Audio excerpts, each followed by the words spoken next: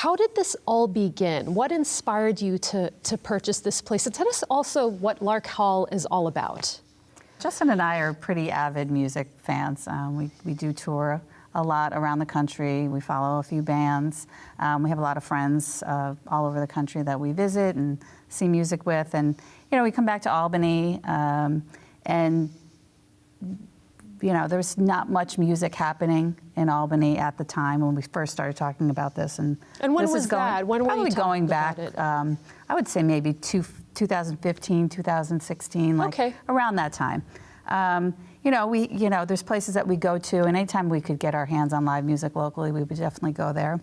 So we came back, we started just kind of joking around about, wouldn't it be great if we could bring something to Albany, something on the mid-size range? And, you know, we started talking about it a little bit more and more, and then it kind of started to come into something more than just conversation. And we started looking at spaces, and we fell onto the building on Lark Street, Lark Hall. What is it that you loved about the building? What inspired you to buy this one in particular?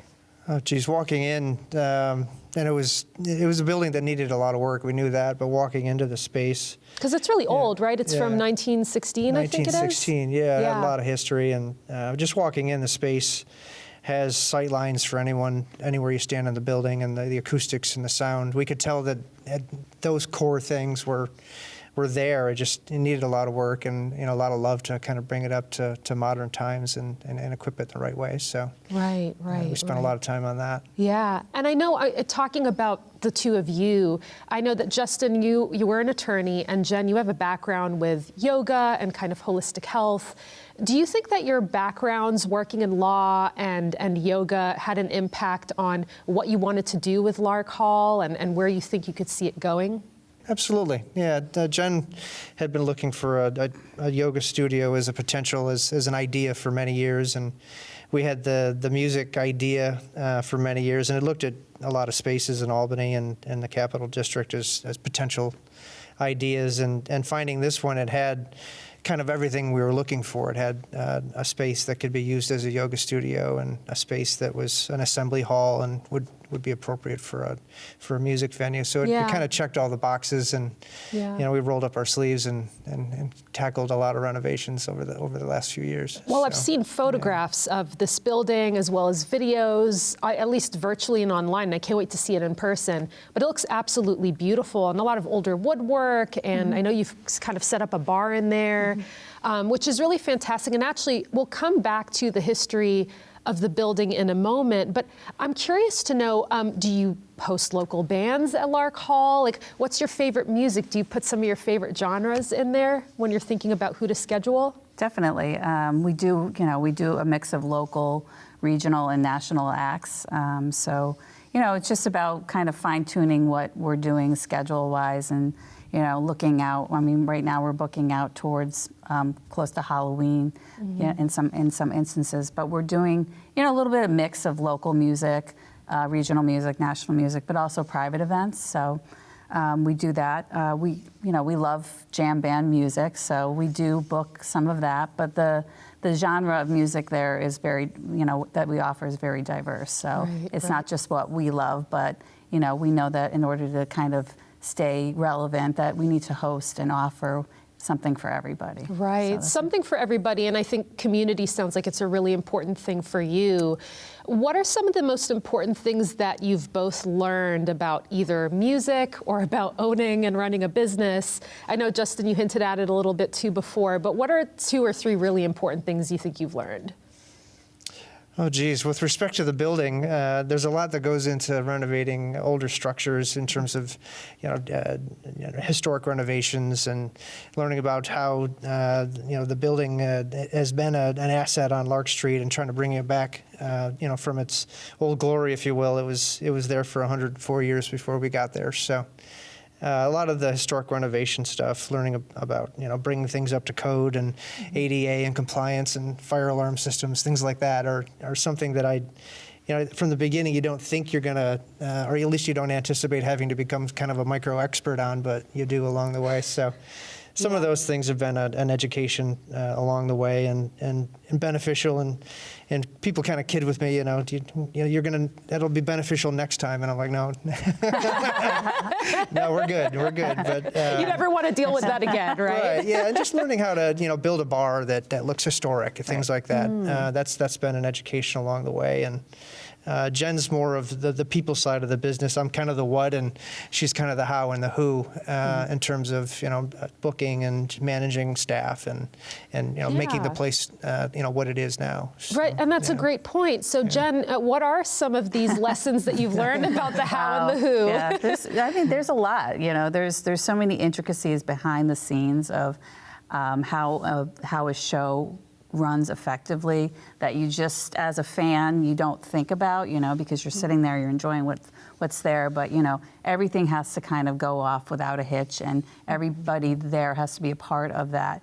The band, the sound engineer, the lighting person, the staff, whoever's working with the band to make sure that they get on stage on time, getting them all the things that they need prior to the show, making sure they show up on time, that they do sound checks. So it's really, there's a lot of fine tuning that goes into it. And even before they show up, the offers and the contracts and, just the back and forth and the marketing, it's just there's a lot that I really just sort of took advantage of or for granted as as a fan, just going and enjoying music. But it's a great education, it's, I didn't think I'd be going back to school at this point in my life. I was a school counselor for years. Okay, so that's like your background. It was my first, and so, this is just it's fun. Some days it's hard. Some days I'm like, I'm done with this, and but there's like anything, it's just a roller coaster and of love and sometimes not love. Not hate, but non-love, right? Right, yeah. exactly. Yeah. Well, let's then get to the history of the building itself, because I know that you do a lot of the logistics and working with people and making sure everything kind of plans well and goes out to schedule. But I understand some incredible things have happened in this building that we now know as Lark Hall. What are some examples of events that have taken place there, people who have been there? No, sure. Yeah, I'm kind of the history nerd for the building, but yeah, it was built in 1916 by the Daughters of the Eastern Star, which is kind of a Masonic auxiliary, a women's group, and remarkably, it was built in about 6 months. It took us about that amount of time to have our first drawings done for the renovation, but they built the entire thing in about 6 months, and their first event was for a women's suffragette meeting and convention in New York State, which is kind of cool. History repeating itself. We didn't get a chance to talk about this before, but being built in 1916, they had a global pandemic in 1918. Oh, wow. Yeah, so in World War I was kind of going at that time. So, we bought it in 2018 and had a global pandemic in 2020. So we kind of see history repeating itself. It's kind of like a strange fate or destiny, I guess. It's a strange coincidence, yeah. But it had really cool history over the years. It was the Masonic group had tenants downstairs. They had a drugstore and an antique store and a radio and TV hospital there when people actually fixed things.